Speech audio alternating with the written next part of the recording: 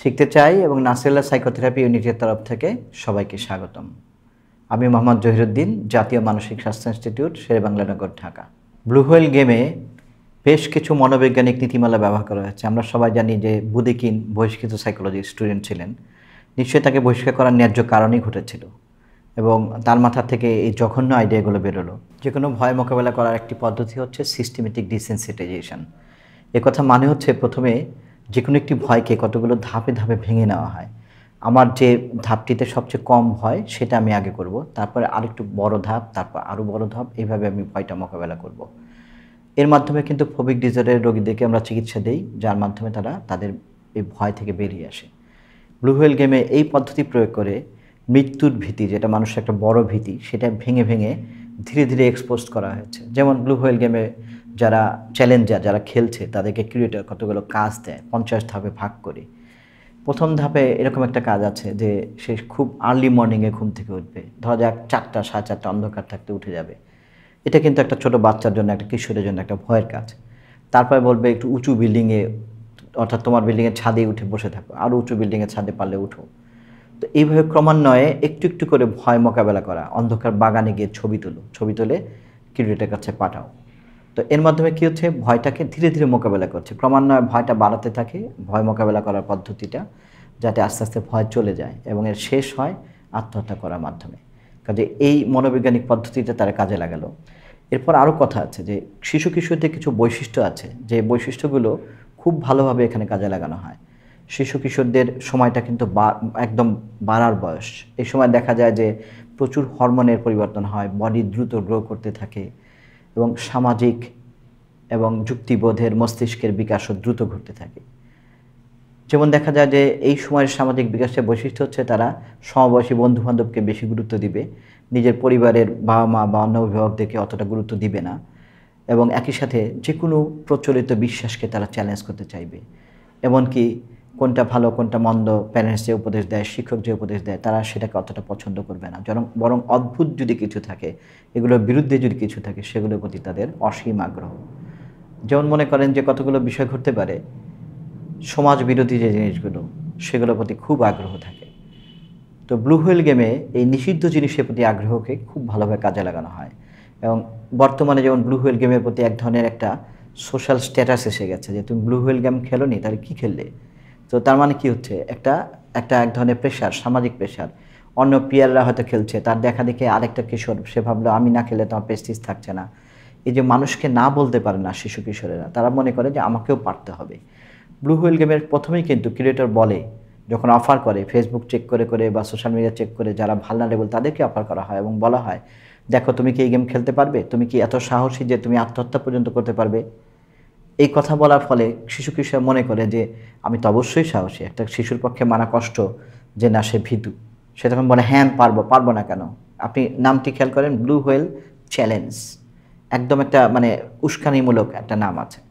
এবং তারপর আরও আছে, শিশু কিশোরদের মধ্যে প্রচুর ড্রামার ব্যাপার আছে। যেমন ব্লু হোয়েল গেমে একদম প্রথম দিকে কি করে, হাতের মধ্যে একটু কাটো, তো এটা কিন্তু একটা রক্তপাত হলো, কিন্তু অল্প করে।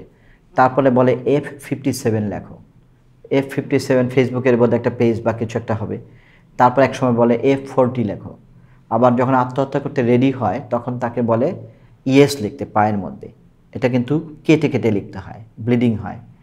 তো তার মানে কি, এটার মধ্যে বেশ ড্রামা আছে। আমি আত্মহত্যা করব, আমি একটা লাভ দিয়ে আত্মহত্যা করলেই তো হয়ে যাচ্ছে, ব্যাপারটা কিন্তু এরকম না। রীতিমতো ড্রামার মাধ্যমে তাদেরকে আরও উৎসাহিত করা হয়। তারপর যে ভয়টা আছে, ভয় কাটার জন্য শেয়ারিংয়ের ব্যবস্থা করে। শেয়ারিং কীরকম, কারণ মরতে তো কেউ আসলে চায় না। শেয়ারিংয়ের জায়গাটা কোথায়, তখন কি করে, অন্য একজন চ্যালেঞ্জার, আরেকটা শিশু বা কিশোর যে আত্মহত্যার চ্যালেঞ্জ নিয়েছে, তার সাথে হয়তো ফেসবুকে কোনো একটা সোশ্যাল মিডিয়া ব্যবহার করে কথা বলিয়ে দেয়। এমনকি যদি সুযোগ থাকে সামনাসামনি দেখা করার ব্যবস্থা করে দেয়। তখন তারা একে অপরকে কথা বলে, একজন একটু সাহস দেখালো, তখন আরেকজন ভাবে ঠিক আছে আমিও তাহলে পারবো। এই যে শেয়ারিং, এই শেয়ারিংয়ের মাধ্যমে কিন্তু আমরা গ্রুপ থেরাপিতে মনোবিজ্ঞানীরা আমরা মানুষকে সুস্থ হতে সাহায্য করি। আর বুদেকিনের গেমে তারা এই শেয়ারিংয়ের মাধ্যমে মানুষকে মরতে সাহায্য করছে। এরপর আরও কতগুলো পদ্ধতি প্রয়োগ আছে। যেমন ধরেন মাদকদ্রব্য চিকিৎসায় যেটা আমরা ব্যবহার করি, আমরা বলি মোটিভেশনাল ইন্টারভিউইং। মোটিভেশনাল ইন্টারভিউইং অর্থ হচ্ছে কারো যে মোটিভেশন অর্থাৎ আগ্রহ সেটা কম আছে, আমি কিন্তু বিভিন্ন সাইকোলজিক্যাল টেকনিকের মাধ্যমে আমরা এটা বাড়িয়ে তুলতে পারি। এই টেকনিকগুলো ব্যবহার করার মাধ্যমে একজন কিউরেটর সে তার শিশু বা কিশোরকে উৎসাহিত করে আত্মহত্যা করার জন্য, তার এই মোটিভেশনটা স্ট্রং করে। এরপর যেহেতু শিশু কিশোররা সহজ সরল, তারা যেটা মনে করে সেটা বিলিভ করে, যে যা বলে তাই বিলিভ করে, ওরা ওকে বলে যে তুমি শপথ করো যে তুমি আত্মহত্যা করবে। তারা শপথ করে, তারপর যখন রেডি হয় তখন বলে আই অ্যাম এ হোয়েল, অর্থাৎ তিমির যেমন সমুদ্র সৈকতে এসে আত্মহত্যার মতো লাগে, আসলে কী ব্যাপার কে জানে, সমুদ্র সৈকতে এসে মারা যায় অনেক সময়, তিমি মাছ দেখা যায়, অনেক সময় দেখা যায়। এইভাবে I am a whale declare করার মাধ্যমে শিশু কিশোর তারা বলে যে আমি মারা যেতে প্রস্তুত আছি। তো এই যে শপথ করলো, তারপর আরও শপথ করায় যে তুমি কখনো কোনো বড় কাউকে বলবে না যে তুমি এরকম একটা গেম খেলছো, এবং কিউরেটের পরিচয় শিশু কিশোর এমনিও জানে না। তারপর বলা হয় প্রত্যেকটা মেসেজ পাঠানোর পর প্রত্যেকটা সেলফ হার্ম করে যে ছবি পাঠায় তারপর এটা ডিলিট করে দিতে বলে যে তুমি কিন্তু শপথ নিয়েছো। শিশু কিশোরদের বৈশিষ্ট্য হচ্ছে যে শপথ সে নেয় সে মেনটেন করার খুবই চেষ্টা করে। এছাড়া কতগুলো ব্ল্যাকমেলের কাজ আছে, তাদেরকে বোকা বানিয়ে কী করে ফেসবুকের পাসওয়ার্ড, তারপর এরকম বিভিন্ন রকম যে আমরা থাকে না যে আমরা কমিউনিকেশন জন্য ব্যবহার করি, মেসেঞ্জারের পাসওয়ার্ড, এরকম ভাইবারের পাসওয়ার্ড, এগুলো সব নিয়ে নেয়। তারপরে বলে যে ওই যে আমি একটু আগে বললাম বিটকয়েনের ব্যাপারটা তো অনেক টাকার ব্যাপার। শিশু কিশোর হয়তো বললো যে আমার টাকা নেই, বিটকয়েন কোথায় পাবো? তখন বললো ঠিক আছে তাহলে তুমি এটা পাসওয়ার্ড দাও, ওইটা পাসওয়ার্ড দাও, এরকম একটা খারাপ ছবি তোমার নিজেরটা তুলো, পরিবারের কারো খারাপ ছবি তুলে দাও যেটা কাউকে দেখানো যায় না। তো যদি দিয়ে দেয় তখন পরবর্তীতে ও যখন ভয় পায়, যখন বলে আমি আত্মহত্যা করবো না, তখন বলে তুমি যদি না করো তাহলে এটা ফেসবুকে দিয়ে দিব, তোমার বাবা মাকে সেন্ড করব, মানে তোমাকে লজ্জিত করব, সব ফ্রেন্ডের কাছে সেন্ড করে দিব। তখন সে আবার প্রেশার ফিল করে আত্মহত্যা করার জন্য।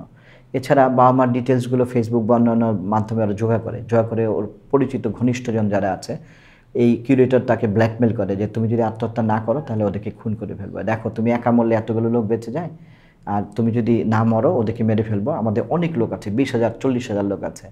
ছোট বাচ্চা, তাকে আপনি যা বলবেন, যদি বলেন 1 লক্ষ লোক আছে সেটাই বিলিভ করবে।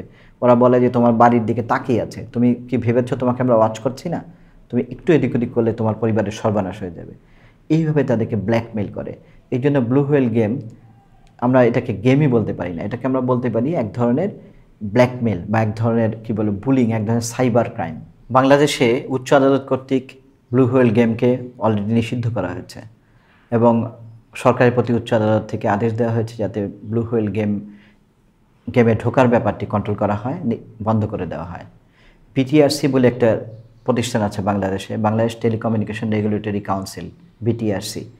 ওরা অলরেডি পদক্ষেপ নিয়েছে যাতে বাংলাদেশের ভিতর থেকে এই গেম খেলা আর সম্ভব না হয়। মানসিক স্বাস্থ্য বিষয়ে সচেতনতা তৈরি করতে কাজ করে যাচ্ছি আমরা শিখতে চাই এবং নাসিরুল্লাহ সাইকোথেরাপি ইউনিট। আমাদের ভিডিওগুলো ভালো লাগলে লাইক দিন, কমেন্ট করুন এবং শেয়ার করে অন্যদের দেখার সুযোগ করে দিন। আমাদের সাথেই থাকুন, আমাদের ইউটিউব চ্যানেল সাবস্ক্রাইব করুন।